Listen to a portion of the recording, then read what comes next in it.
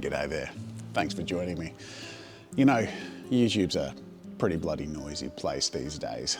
All sorts of crazy shenanigans, even art, you know. You scroll through and you see silly things like people painting with mops or super soakers. Is that art? It's a bit big. We're gonna wind it down a little bit today and go for something a little more small and relatable and enjoyable. We are gonna build a lovely, tranquil little wood cabin. Hope you enjoy coming along for this little journey with me. So let's grab our cup of tea, some basic small wooden craft materials and get started. Now for the bulk of this project, I'll be using these food grade skewers. But just because they're the perfect shape for a tiny log cabin doesn't mean they're going to look good if I just go and cut the ends with pliers. You see, these snips actually sort of squish the end and bruise the wood in a way that, were it a giant log, would look a bit deformed. We want to keep that log aesthetic, and as such, we got to think like loggers and use a saw.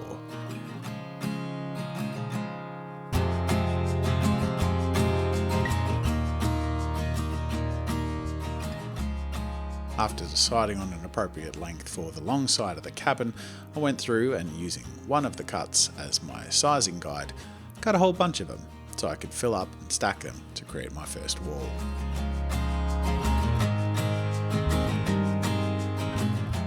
Then I pick a size for the smaller length of the cabin and continue the same process. It's a bit of a finicky process. It takes a while to saw them in a way that looks clean at such a small zoomed in scale, and it can be hard to grip and you can slip sometimes, so I just took my time, sipped my tea, and listened to some nice campfire music.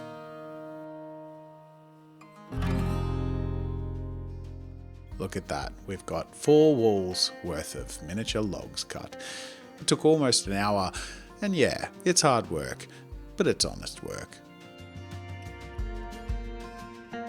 Next, I found a little carving block that I cut to size to give me enough room on both sides of my miniature logs so that they could overlap and have a clearance for the full log width on the other side, and shaping that foam block, I built my log cabin around it. This would ensure consistent wall sizes, and having something like this foam block to hold everything in place while it all glues together and solidifies is a nice little help.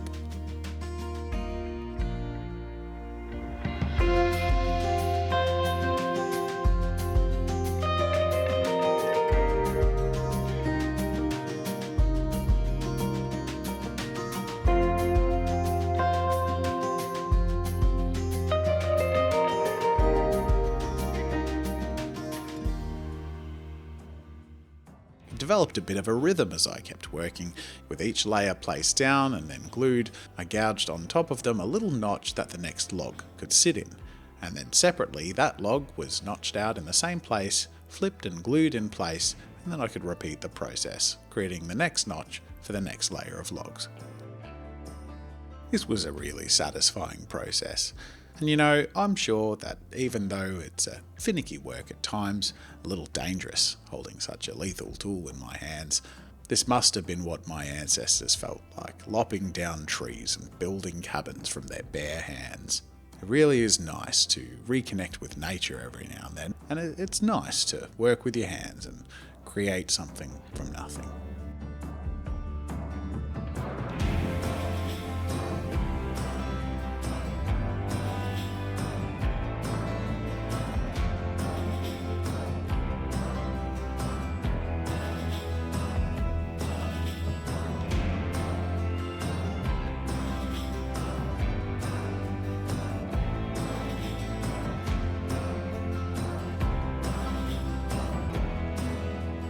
With all 4 walls done, I needed to start building up to the roof. I reinforced the structure from the inside so I had something to stick to, and then glued some of my timber offcuts to that.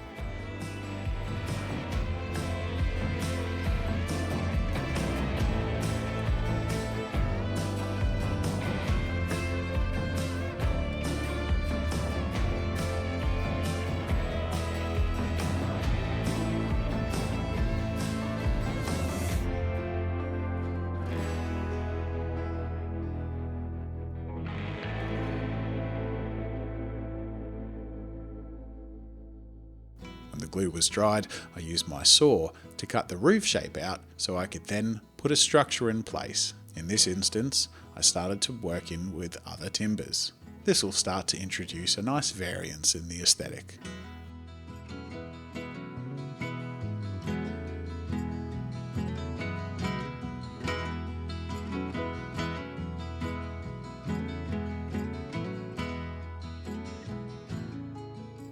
A long, straight and square beam across the centre, popsicle sticks cut to size, laid across the top that I could come back later and add shingles to, and the eaves, again made out of these small basswood strips.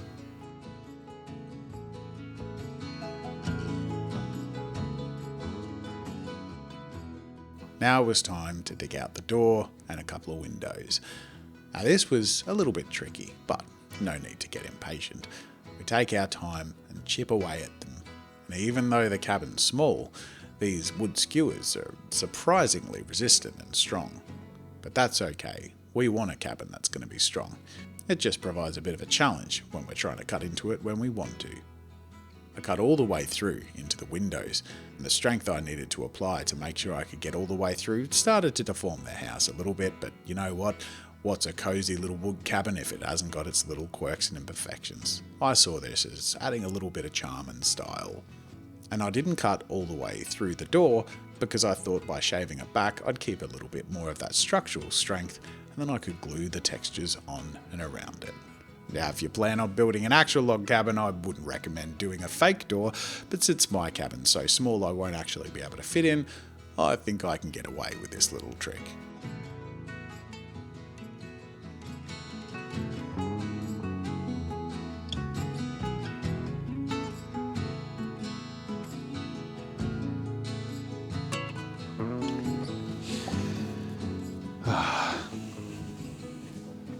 Now this is a really satisfying process. I hope you're enjoying it as much as I am. Now we're going to get stuck into some details. Don't worry, doesn't have to be too confrontational, but we're going to do some shingles. That's a straightforward process, but it can be finicky and time consuming. Just pour yourself another cup of coffee and we'll take it slowly but surely. Then I'm going to put it in a nice little environment, set it around some trees and start to throw in a bit of nature to really bring it to life. Now before adding the detail onto the roof of my cabin, I gave the underlying popsicle stick surface a coat in a black stain. That would mean all the shingles or details I put on top, at least if there were any gaps, wouldn't show through to popsicle sticks but rather look like gaps in the actual structure.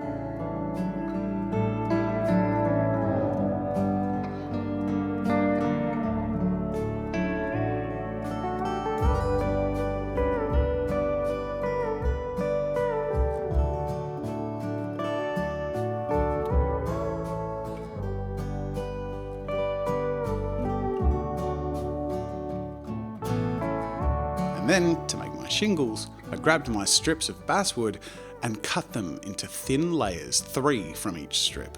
This was a pretty tricky process, especially to grip it and cut and to do so safely, but as a result I had a whole bunch of these thin strips that I could then snip into smaller pieces that would make up my shingles. There's no need to measure or get the same consistent length or size of shingles because at the end of the day, it's the quirks, the differences and the higgledy-piggledy aesthetic that's going to make the whole cabin feel really charming.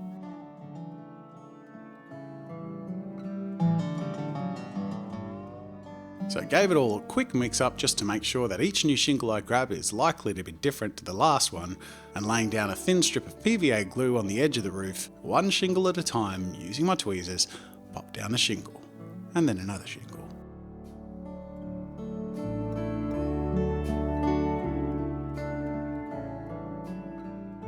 And when I finished the row, I turned it around and got started on a row on the other side of the house.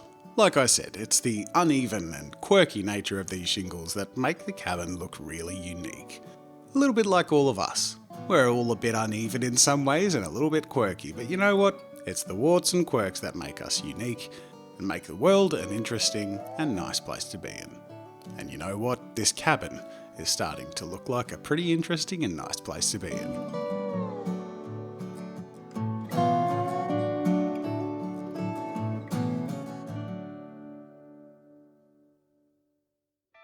but I think it's about time that we actually put the cabin in a nice place to be in. So using this little foam block that I have lying around as a foundation, I carve out the shape of a mound, a little clearing in a forest where someone might have built this cabin.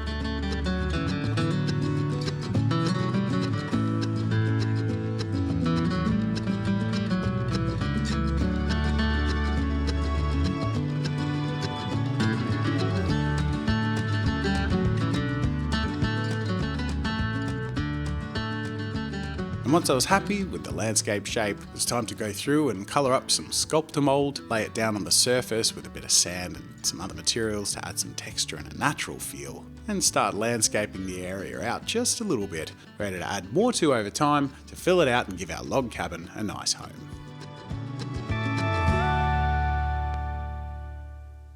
But before we can put the log cabin in its place, we need to finish it up. Now I know it looks pretty nice as is, but I really want this cabin to feel lived in and loved.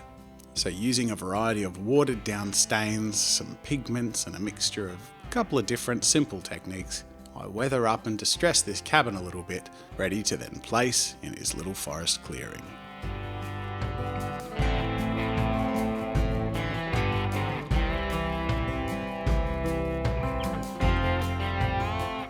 Last but not least, it was time to add the final details.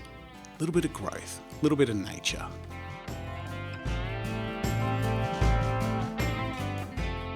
Some hobby grass and tufts, little rocks and textures, and really anything I had lying around that felt fitting for the piece.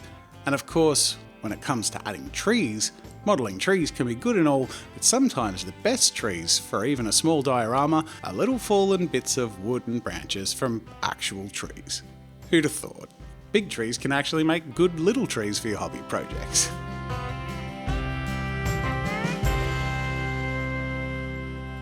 I really hope you've enjoyed coming on this little craft journey with me. It's a bit of a change of pace to my usual videos, but to be honest, even making this video was a bit of a change of pace. I got to slow down and spend my time on this one. And even though the scope is a little bit smaller, I spent a good 3 days on a little piece of heaven that I hope you've enjoyed making with me.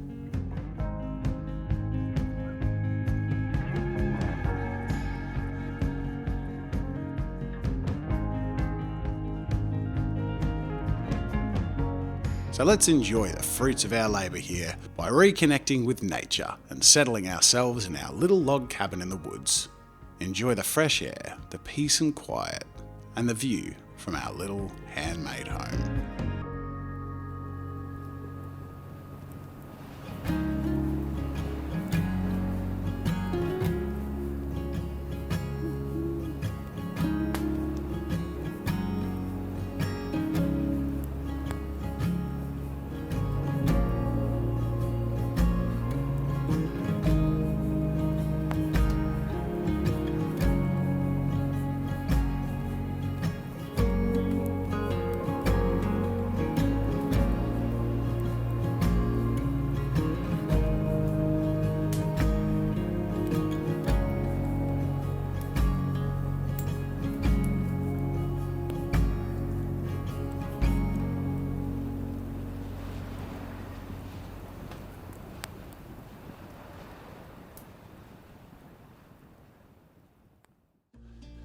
Now, wasn't that fun?